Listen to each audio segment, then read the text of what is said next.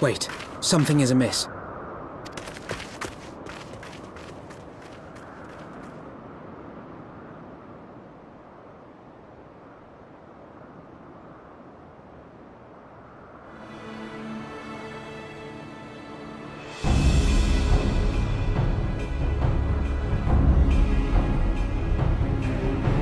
Imperial troops. And they have already secured the area.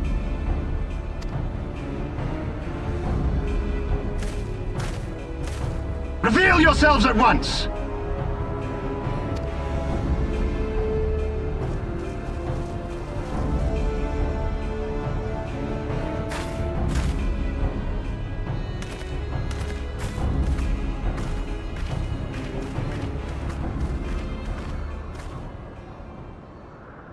And there I was, expecting more beastmen. Who are you? I thought Ishgardians responsible for the disappearance of our scouts, but I see now that I was mistaken.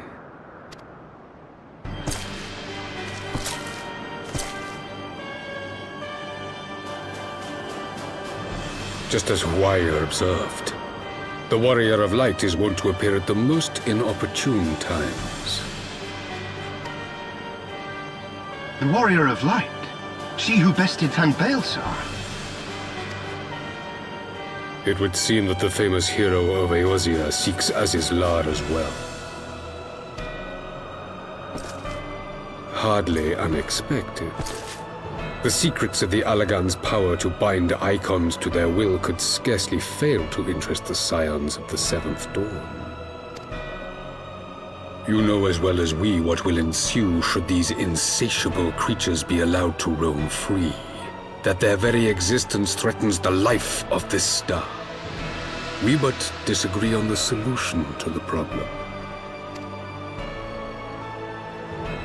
Genocide has ever been the Empire's favored recourse. And that is why we will continue to oppose your every attempt to claim Eorzea. You do not hesitate to speak your mind, even when your every word could be your last. Alas, your sentiments betray the narrowness of your view. The fate of Eorzea and its inhabitants is of little concern next to the fate of the world.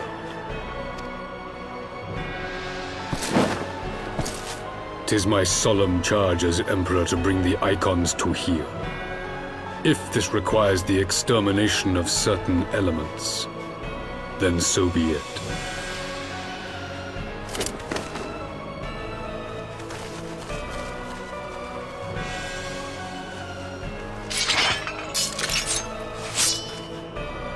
No, don't! They are not his thralls!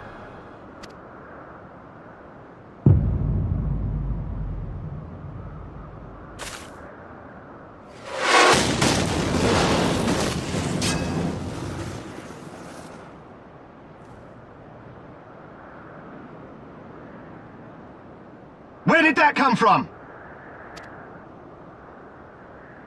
Take cover!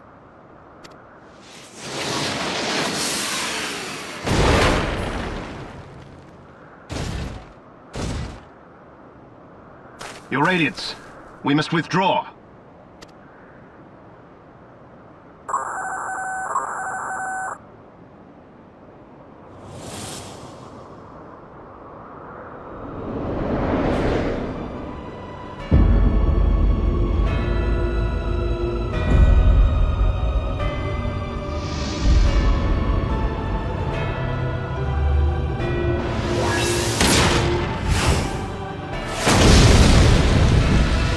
We shall meet again, Warrior of Light. On that you have my word.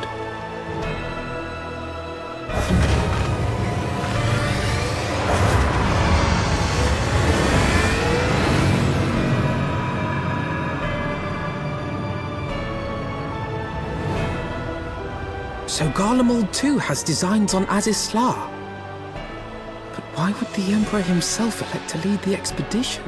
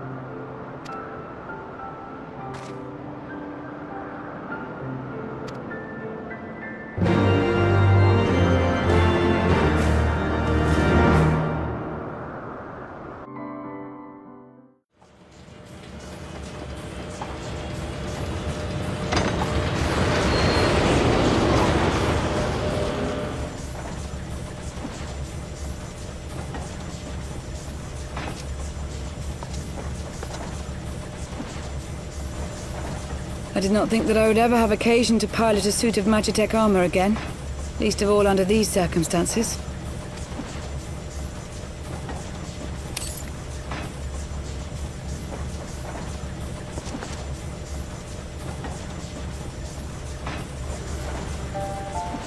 My full name is Lucia Go Junius, and I was born a citizen of Garlemald.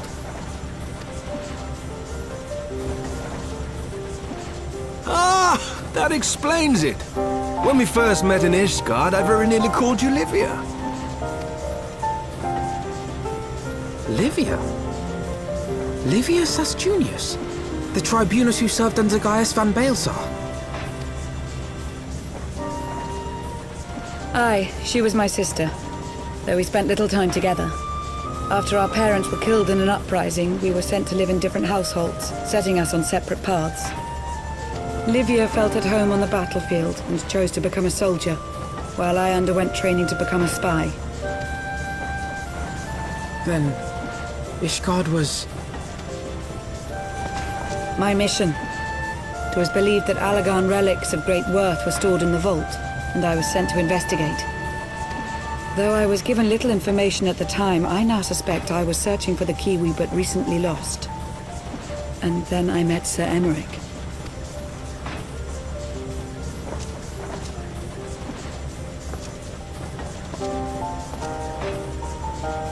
'Twas his usefulness to my mission which prompted me to approach him, but I soon found myself drawn to him for other reasons. He too was a prisoner of his past, judged for his heritage as a bastard son of the Archbishop. Yet unlike my sister and I, he did not curse his fate. He simply rose above it. In time, I came to realize that I had found a man worth following, and a new home besides. And when I subsequently confessed all to Sir Emmerich, he was good enough to accept me into his service. I do not question your loyalty to Sir Emmerich. It is your loyalty to your sister which concerns me.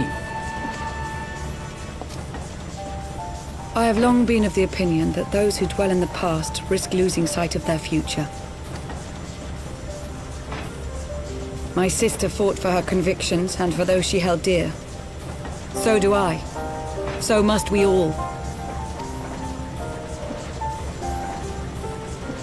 Well, I, for one, am happy to welcome a fellow Garlean to our merry band. Especially one who can make Magitech armor sing.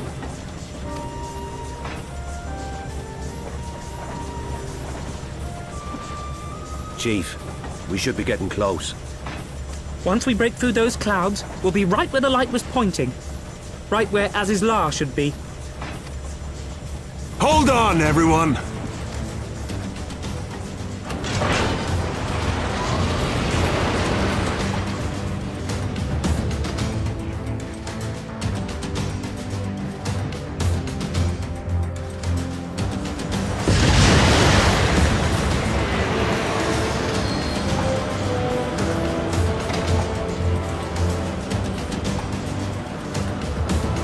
Look! I think that's it!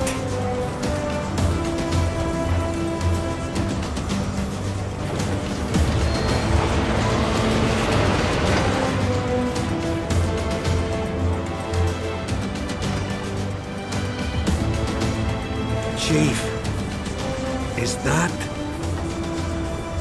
Allagan? Aye.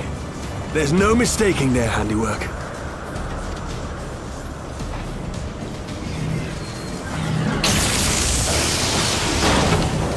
What was that? Some sort of barrier.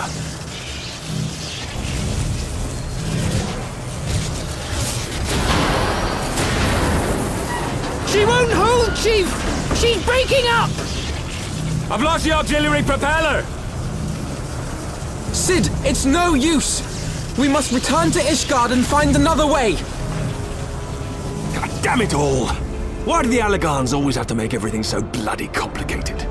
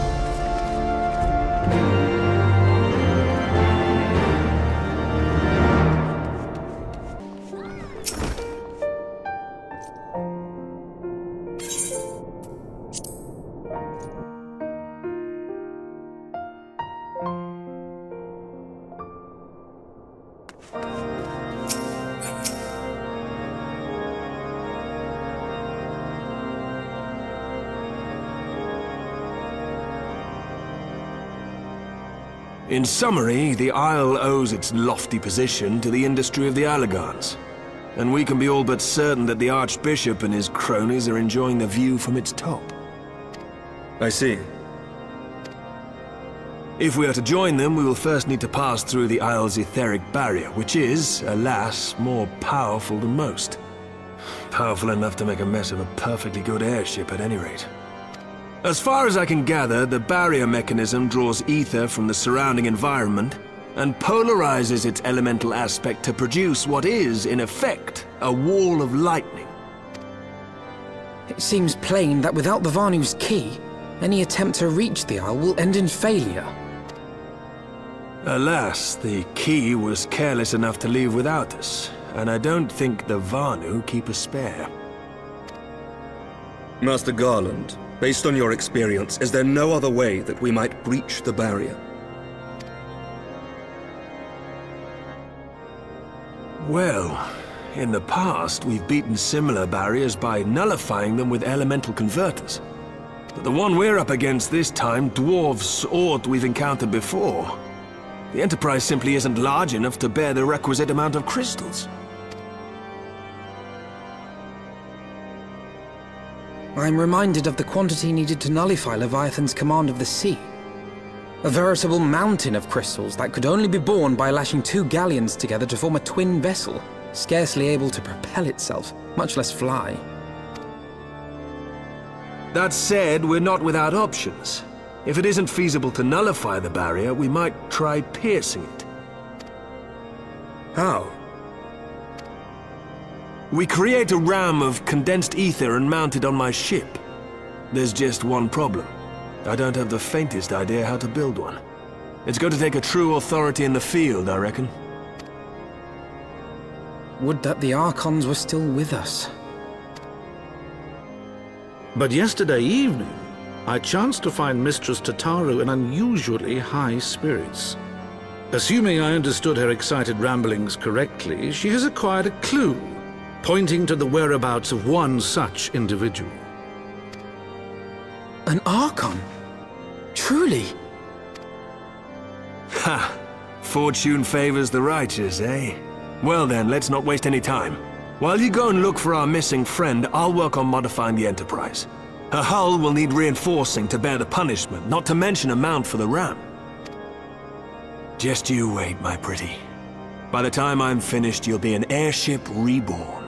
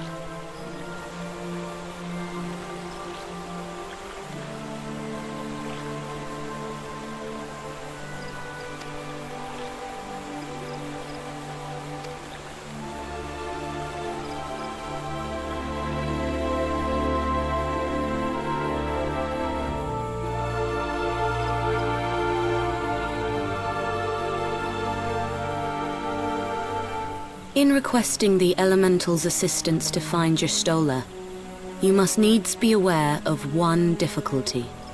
A difficulty born of the fundamental difference between man and Elemental. That being?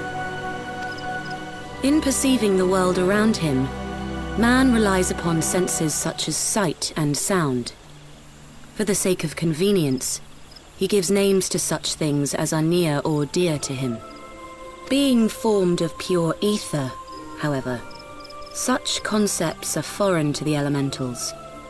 Instead, they perceive by observing the ebb and flow of the energies of life. So profound a division cannot be bridged with simple discourse. The Elementals' voices stir not the air, and thus reach not our ears, while our words are but wind to them. Though we seers can commune with them through feelings, naught that we can impart will serve to aid them in identifying Y'shtola. Nay, they must needs be presented with ether which is akin to hers, if you could but find a family member. Oh! I know just the person!